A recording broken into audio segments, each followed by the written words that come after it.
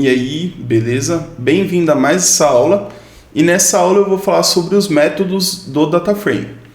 Para essa aula, vai precisar que importe o notebook, está lá na área do aluno. E também existe uma base chamada Clients to Distinct. E eu preciso que importe dentro desse diretório chamado MNT. Tá? Já deixei aqui executado para a gente importar aqui o Spark para ser usável dentro do Colab. Então, nessas duas primeiras células, a gente tornou ele aqui usável. E também deixei o Spark Season já importado aqui. Como a gente já entendeu que ele é o ponto de entrada para o nosso código do Spark, eu vou deixar ele aqui, mas toda vez que vocês verem esse código, lembra que a variável Spark é importante, porque sem ela a gente não consegue fazer a codificação com o Spark, tá? Então, aqui a gente tem nossa base que está no arquivo CSV.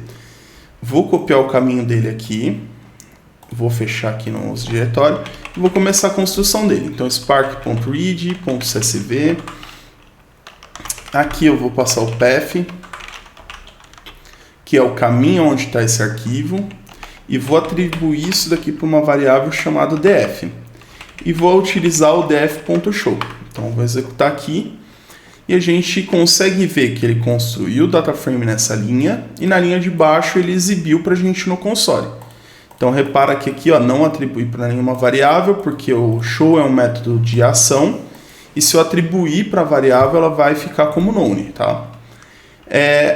A gente exibiu aqui na tela, vou mostrar aqui aquele lance que eu comentei na aula passada, que seria das colunas truncadas. Tá?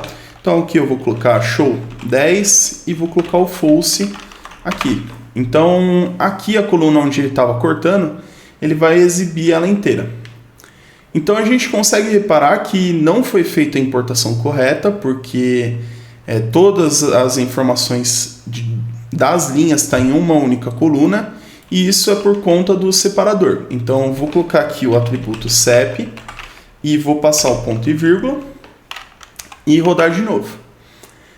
A gente conseguiu o DataFrame já tabulado com as colunas da maneira correta, porém o nome dela está na primeira linha, e como a gente já viu, se a gente usar aqui o atributo header e passar o valor true, a gente consegue fazer com que a primeira linha se torne o nome das colunas.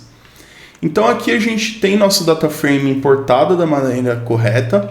Só que se a gente olhar aqui no print schema, então vou colocar aqui o print schema, então vou deixar isso daqui comentado, a gente vai ver que foi importado todas as colunas como string, que é o padrão do Spark na hora de importar os arquivos. Se a gente não informar o tipo de dado de cada coluna, ele importa como padrão string. Então, para a gente utilizar aqui que o Spark faça a inferência do esquema, a gente vai utilizar mais um atributo aqui que vai ser o infer schema. E ele vai receber aqui o valor true. Vou executar de novo e a gente consegue ver que os campos que estavam como string mudaram aqui para inteiro, double, e receberam o tratamento de coluna como deveria. Então a gente consegue ver aqui o show, que os dados estão certinho, da maneira que a gente esperava. Então a gente consegue ir para as próximas partes da nossa aula. Bom, a gente falou que existem dois tipos de método dentro de um DataFrame. Então a gente tem nosso DataFrame aqui e a gente tem os métodos de transformação e os métodos de ação. A gente viu o show, o print schema, são dois métodos de ação, um exibe no console e o outro mostra o esquema da tabela, mas também existem alguns métodos de transformação que eu vou mostrar durante essa aula. A gente vai ver o primeiro método de transformação, que é o order by, e ele ordena o DataFrame e retorna um novo. Então, se a gente vê aqui esse diagrama, os métodos de transformação, eles retornam um novo DataFrame com a manipulação que fez ali dentro desse método. Então, o order by, a gente pega de um DataFrame, ordena ele, e ele vai retornar um novo DataFrame ordenado. Então, vamos ver aqui na documentação. Se a gente pegar e dar um dir no nosso data frame, a gente vai listar todos os atributos que tem dentro dele, e se a gente procurar aqui, a gente vai achar o order by. Então aqui tem o order by, a gente pode utilizar ele para ver aqui a documentação com o help, e a gente consegue ver que ele retorna uma nova classe de data frame ordenado pelas colunas especificadas. E essas colunas especificadas, elas são especificadas através do parâmetro que ele recebe tanto uma string quanto uma lista com o nome das colunas ou um objeto de coluna, tá? E também a gente tem alguns outros parâmetros, como por exemplo esse parâmetro chamado ascending, que a gente passa um booleano se a gente quer que ele seja ordenado de forma ascendente ou decrescente, tá? Então, bora ver como que a gente usa esse método do DataFrame. Eu tirei aqui o help e a gente vai utilizar o order by usando abrir e fechar aqui dos parênteses. Dentro desse DataFrame, a gente tem aqui as colunas, né? Coluna ID cliente, e os dados estão ordenados aqui por essa coluna, mas por causa que no arquivo que eu construí ele já está assim. Só que a gente tem uma coluna aqui chamada desconto salário, e essa coluna ela tem aqui 12, 21 e está meio bagunçado ali as colunas. Então a gente pode pegar essa coluna e passar aqui em formato de string, então uma string dentro desse método, e a gente consegue ver aqui através do show. Então aqui onde eu estou selecionando, isso daqui retorna um data frame. Então se a gente vê no nosso diagrama, método de transformação, a gente usa o order by e ele retorna um novo data frame. E esse novo data frame a gente usa o show, tá? Então a gente consegue usar já o show aqui em seguida para exibir ele no console. Então a gente consegue ver que utilizando aqui o order by, ele vai ordenar pela coluna, né? Então a gente tem aqui 12, 21 e ordenado na forma crescente, né? E a gente consegue também utilizar aqui o parâmetro ascending e passar aqui dentro um resultado booleano se a gente quer ordenar ele de forma crescente ou decrescente. Então, colocando false aqui, vai estar o maior em cima e o menor aqui embaixo, tá? Uma coisa também é que dentro desse método a gente consegue colocar várias colunas. Então, se você quiser ordenar também por número CPF, enfim, por várias colunas aqui, é só passar ali dentro. Isso daqui, sem o ponto show, ele retorna um novo data frame, então a gente consegue atribuir para variável, por exemplo, df_2, tá? Então, df_2, ele vai receber o data frame ordenado. Então, a gente consegue ver aqui através do ponto show. Então aqui a gente viu que ele recebeu o data frame ordenado da maneira que tinha aqui dentro do order by. A gente estava vendo aquele lance, que era o lance de eu utilizar o ponto show aqui no final sem atribuir a variável, tá? Porque o ponto show especificamente ele é um método de ação. E isso daí é uma coisa que a gente consegue fazer com o Spark, que é o alinhamento de método. Como que isso funciona? A gente tem nosso data frame e vou mostrar ele aqui, def.show. E aí, por exemplo, a gente tem a nossa coluna aqui desconto salário. E eu posso, por exemplo, ordenar por ela. Então vou usar aqui, o método order by, ordenando pelo desconto salário.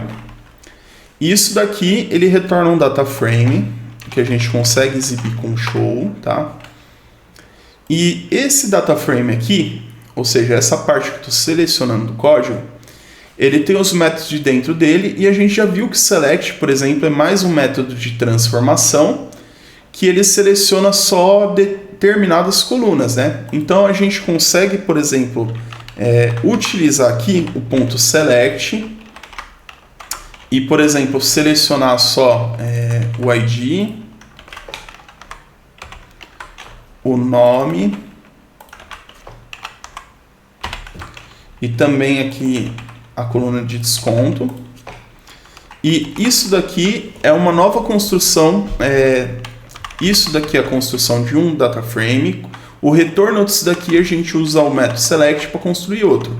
Então a gente vai aninhando vários métodos que tem dentro dele e a gente consegue inclusive colocar aqui essa barra ao contrário aqui para separar uma linha da outra, né?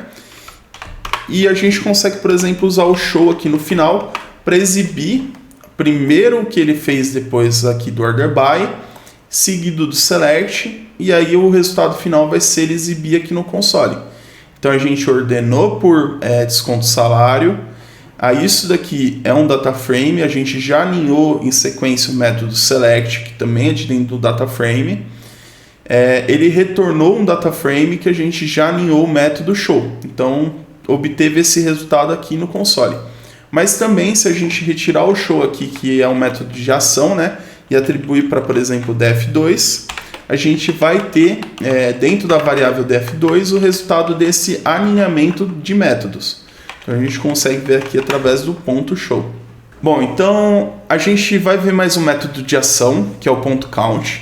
Então se a gente vê aqui nosso diagrama, um data frame ele tem os métodos de transformação e tem os métodos de ação.